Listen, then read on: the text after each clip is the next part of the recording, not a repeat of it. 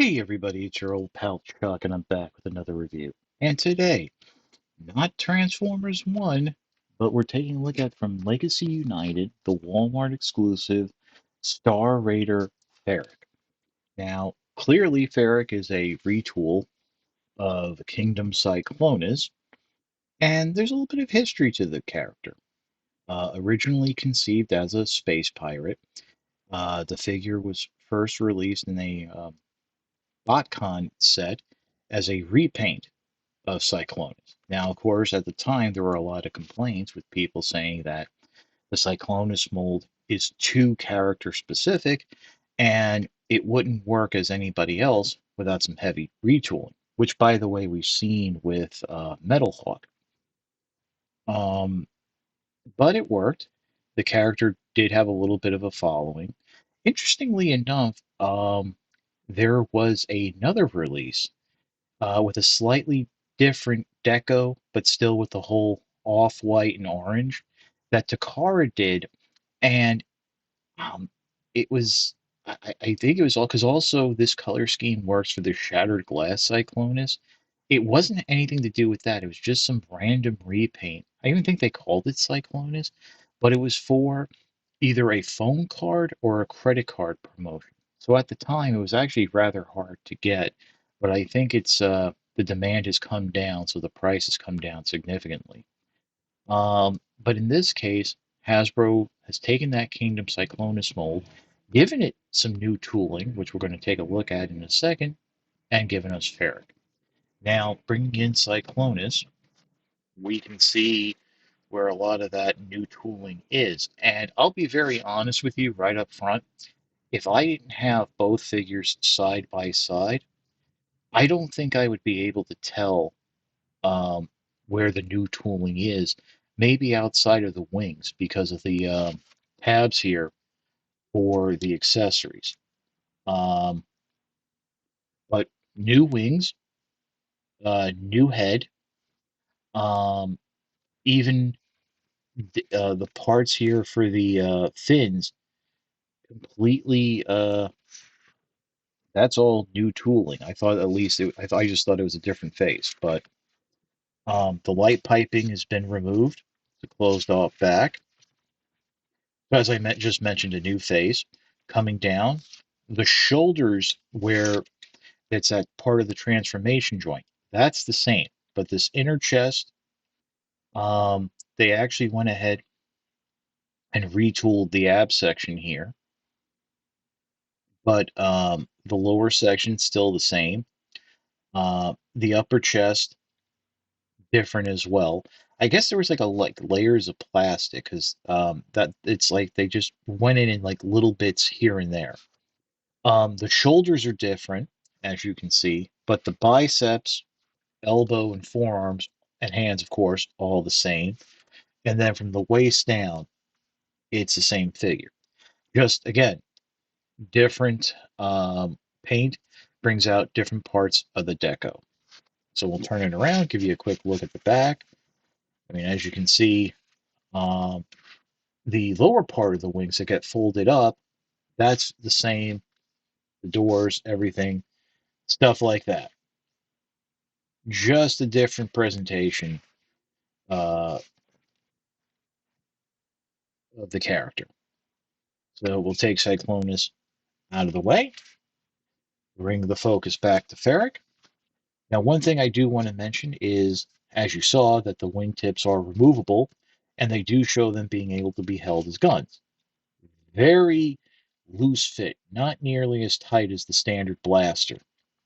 And unfortunately, because remember, the Cyclonus mold was part of the Kingdom line, so it was meant to work with fossilizers. You have these underarm ports, which I thought would be kind of cool. Uh, it doesn't really hold. So if you're going to use them as handguns, or just leave them up here for the decoration to break up, the differences of the mold. Now, of course, the issues I have with Cyclonus are still present. Namely, it has to do with the legs and how they transform. You do need to actually extend the legs when removing ferric from the packaging. But other than that, I can say that this mold feels as good as the original release of Cyclonus. If you remember, we took a look at the Generation Selects release, which was a toy color Cyclonus with a Target Master, and that was very loose in a lot of places and rather unenjoyable. So I don't think we've ever done the transformation from robot to vehicle, so we're going to go ahead and do that right now. You want to go ahead and remove the weapon here. You can, of course, leave the shoulder guns on. There's a good chance I might knock them off. Lift up the forearm here to open it up. And what you want to do, there is a specific way you need to rotate, and that's rotating the forearm towards you and or outward, depending on how you look at it, because there is a little panel there that would block the forearm from coming the other way and close it back up. Do that again on this side. And of course, again, 5 millimeter, 3 millimeter, 5 millimeter compatible there. Rotate the forearm rotate the arm at the bicep to bring the fins upward. In this regard, you're now going to bring down the wing, that folded up wing panel, bring the wing out on its double hinge, and peg it in to that forearm section right there. Do it again on this side. Now, again, I honestly don't remember, but I do. The little tips here tend to like not lock into place like they used to, and there's a little bit of a divot there. Kind of works for a visual aspect, but just pointing that out. Next, we're going to come down and work on the legs. So turn the figure around, bring the feet forward slightly. This will allow you to open up the heel section, or the back, well, actually the back of the leg, to bring out uh, these back thrusters, and then go ahead and fold the foot up all the way and close the panels down and close it over the feet. And again, glass compatible there. Next, what you want to do is push down and collapse the legs up as far as they will go. Uh, yeah, I would have liked a different way of doing this, but I can understand that this is how it works. So just bring everything in and then peg the legs together. Now we're going to start working on the torso. So the first thing you want to do is open up the arms at that armpit shoulder joint and then bring them up onto the backpack. There's a double hinge there. Make sure you bring them all the way up. This is to help get them out of the way because you're going to rotate that section in a second. First, bring down the chest panel, then bring down this back panel. This will allow you to flip the inner section around, hiding Ferak's head. Then you want to open up this panel and accordion out the nose cone. And yes, we do have a new nose cone uh, as opposed to Cyclonus's. In fact, I think there's like, instead of a double fold out, we only have the single fold out for the nose cone. Close up the chest, close up the back section here,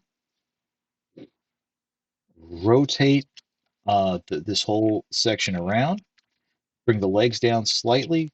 It'll soft friction into place, but then the legs will peg into the back, just like so. At this point, what you want to do is, with those double hinges, bring the arms back down.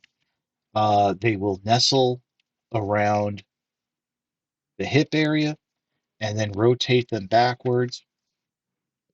There's a tab on the lower leg that will peg into a section on the forearm that will secure everything in place.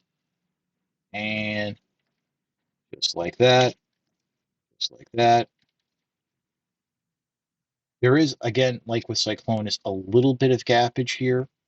Uh, but again, I think that's a design aesthetic for the vehicle. Speaking of which, coming underneath, bring out the landing gear. Uh, Up here at the nose cone, and then you can put Ferric down. Sure, that's pegged in. peg the gun into the top here and ugh, make sure everything's pegged in. Like I said, this feels a lot tighter, perhaps because of the new uh, tooling. They went ahead and gave us a different, made a new production mold. But here's Ferak in its vehicle mode. Basically, it's Cyclonus with a new nose cone and those wing tips. But kind of cool looking. Um, I always thought Cyclonus was one of the best Transformers of the Kingdom line. Really gave us that great look. Um, so, yeah, really cool figure. I'm happy that it's better quality than what we got from the Target Master Cyclonus release. So, I guess that's about it. And, I think we'll just go into my final thoughts. Instead of transforming the robot back, we'll just go from here. Um, of course, if you need help going from vehicle to robot mode, I will link my review of Kingdom Cyclonus. But overall, this is a good figure. Um, it was nice that Hasbro found a way to release it and put in that extra tooling. Really, with the Cyclonus mold, there's not a lot you can do. As I mentioned at the beginning, it's a very character specific mold, but I think Hasbro has found all the uses for it. Um, that's not to say, they could very well come out with like a third repaint or something like that. But as I mentioned, this is a Walmart exclusive. So if you're a fan and want to experience it, uh, I can say it's worth the pickup. Now, if you went ahead and got that Target Master Cyclonus, you might not want to triple dip on the mold. But if all your only experience is that original Kingdom Cyclonus, then yeah, there's enough new here that I think it would be interesting for you. Uh, but other than that, it is available at Walmart.com. Almost forgot. I don't know about Hasbro Pulse or other retail or Big Bad like stuff like that. I think it might take a little while for them to get the releases. But yeah, I don't have a problem with this mold. Uh, I think it's good. So hopefully it helps you make a decision. So if you like this review, like, comment, and subscribe. Well, I always appreciate the views, the likes, comments, and subscriptions. Help communicate to YouTube through the algorithm that my channel should be exalted and held upon high. Want to make the ultimate sign of support, I do have a Patreon. It is www.patreon.com/chuckdog1999. All I ask for is $1 a month, $12 a year. No thrills, no tears, no special rewards. All you're doing is helping me help you to help me help you bring figures like this to you, as well as keeping up the infrastructure of the channel. You, but as I always say, if you can't afford the $1 a month, $12 a year, your views are more than thanks enough. Patreon is just a cherry on top of an already generous Sunday. Uh, so yeah,